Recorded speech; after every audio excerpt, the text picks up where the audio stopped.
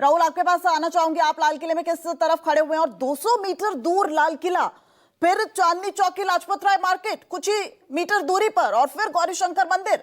खबर तो यह भी सामने आ रही है कि 25 नवंबर को गुरु तेग बहादुर का शहीदी दिवस मनाया जाना था, जिसमें प्रधानमंत्री के आने की आशंका थी और वो कार्यक्रम की तैयारियां भी चल रही थी। टारगेट पे कौन था, मकसद क्या था, आपके पास क्या अपडेट है?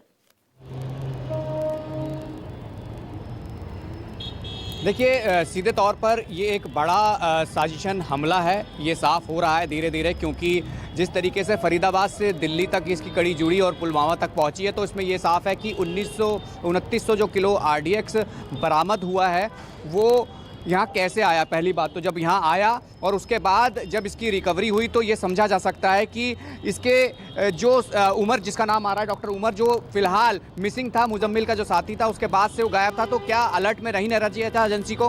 पहली बात। दूसरी बात, अभी दिल्ली में क्या या देश भर में जो हाई अलर्ट किया गया है, क्या इसी वजह से किया गया है कि ये ब्लास्ट हुआ? ब्लास्ट होने से पहले जो लगातार गिरफ्तारियां हो रही थी उसको भी संज्ञान में लिया गया था, लेकिन जब ये पकड़ा गया था उसके रिटेलिएट कहा जा रहा है कि हो सकता है कि ऐसे में जो डॉक्टर उमर, जिसका संभावना है कि वो गाड़ी चला रहा था I-20, वही हो सकता है। कहीं ना कहीं वो पार्किंग में गया, पार्किंग से निकलने के बाद, रेकी करने के बाद जब वो 3:18 पर यहाँ पहुंचा, 6:22 पर बाहर निकला और 6:52 पर वो ठीक लाल किले के उसी हिस्से के सामने जहां आप गौरीशंकर मंदिर देखते हैं, चांदनी चौक का वो चहकता हुआ बाजार देखते हैं, और कहा जाए कि वो हिस्सा देखते हैं जहां ये ब्लास्ट हुआ, और बड़ा ही हाई इंटेंसिटी का ये ब्लास्ट था। मैं एक तस्वीर और दिखाऊं, ये गाड़ी भी उस ब्लास्ट का शिकार का हिस्सा है जो आप ठीक मेरे पास सामने देख रहे हैं। ये उस दौरान वहाँ मौजूद थी। ऐसी कई गाड़ियाँ थी जो उसका शिकार हुई थी, यानी जहाँ ये ब्लास्ट हुआ था और जो पूरा सीक्वेंस था, वो सीक्वेंस ये कहता है ना कहीं तमाम जो एंगल्स हैं, बारीकी से जाँच हो जरूर रही है, लेकिन ये जरूर था कि जो गिरफ्तारियां हुई हैं, जो रिकवरीज हुई हैं, आर्म्स हो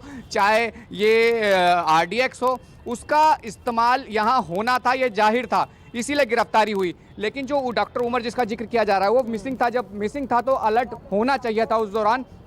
अगर अलर्ट होता, एजेंसी अलर्ट में रहती, तो दिल्ली में जिस जगह मैं मौजूद हूँ, जिस जगह की हम बात कर रहे हैं, ये हाई सिक्योरिटी जोन कहलाता है। यहाँ तमाम ऐसी व्यवस्थाएं होती हैं। मंडे का दिन जरूर था, लेकिन ये है कि टूरिस्ट प्लेस है, टूरिस्ट हब है, और ये पूरा आप देख रहे हैं पूरी तरीके से बंद है, सुनसान है, क्योंकि इन्वेस्टिगेशन चल रही है। जांच में साफ होगा, हम उस कड़ी को जोड़ेंगे कि कहाँ से किसका कनेक्शन, किसने इस हमले को करवाया, क्या साजिशन थी और किस तरीके के RDX पकड़े गए।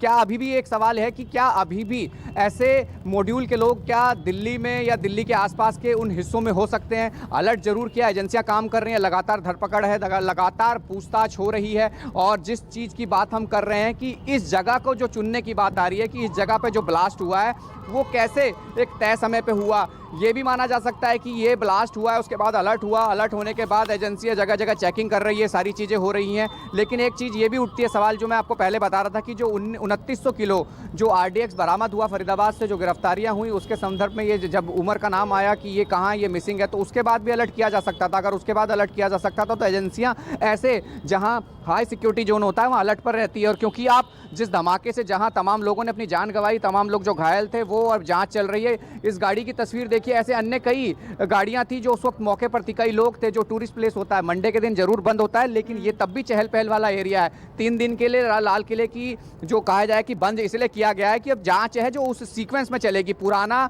और उसका बैकवर्ड रिकॉर्ड, यानी कहां से कहां गाड़ी कैसे एंटर करी, दिल्ली में बदरपुर से एंट्री करते हुए दिल्ली कैसे पहुंची, और वो रूट है। मैं आपको पहले रूट भी बता देता हूं कि पार्किंग से निकलने के बाद जो गाड़ी है I-20 वो इस रूट से आई, ये दिल्ली गेट के लिए आता है और राजघाट से होते हुए आता है, यहाँ से गाड़ी इधर गई है, ये इसी रूट पे आगे गई है। और इसी रूट से जाने के बाद आगे जो 6:52 जो ब्लास्ट हुआ है, उस ब्लास्ट का यही रूट था। यानी पूरी तरीके से कहा जाए कि इसी जगह से होते हुए वो गाड़ी गई है और ब्लास्ट हुआ है। रेड लाइट भी है, मेट्रो स्टेशन का गेट नंबर 1 है, और जो धमाका था उसकी हाई इंटेंसिटी आपने देखी थी, किस तरीके से ब्लास्ट हुआ। कुछ लोग वहाँ मौजूद थे जो वीडियो बना रहे थे, उन्होंने उस धमाके को महसूस किया। और पूरी तरीके से ये साजिशन हो सकता है, साजिश की गई है, और पूरा जो नेटवर्क है, पूरा जो सीक्वेंस है, उस सीक्वेंस में, नेटवर्क में ये कहा जा सकता है कि दिल्ली और फरीदाबाद और पुलवामा, इन तीनों का कनेक्शन है। और ये भी अब तक साफ हो सकता है कि जो गाड़ी चला रहा था,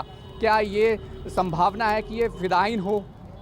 इस तरह की तमाम चीज़ें अभी एजेंसियां अलर्ट पर जांच कर रही हैं, क्योंकि जो डंप डेटा है उसको इस्तेमाल करके उसकी जानकारी लेनी है। और ये जो गाड़ी में बैठना, गाड़ी की पार्किंग के अंदर रेकी करना, इसको एनालाइज करना, इसको समझना है कि कैसे ये सारी चीज़ें हो सकती हैं प्लान, क्योंकि अगर ये भी समझा जा रहा है कि अगर फरीदाबाद से जो घटना हुई वहाँ गिरफ्तारियाँ हुई, उसके रिटेलिएट में कहीं ऐसा तो ना पैनिक सिचुएशन समझ के जो इस गाड़ी को चला रहा हो उसने बदला लेने की सोची हो। तो कई ऐसी चीज़ें हैं जो अभी एजेंसियां जांच कर रही है, सीक्वेंस बना रही है। उस सीक्वेंस में अब वो पिक्चर क्लियर होगी कि इस हमले के पीछे कौन था, हमला करने का मकसद क्या था, ये जगह क्यों चुनी, क्या अन्य जगह भी हो सकती थी, ठीक है। यही जगह थी, मंडे का दिन था, क्या ये मैसेज देने की बात है? राहुल लौटूंगी आपके पास इस वक्त।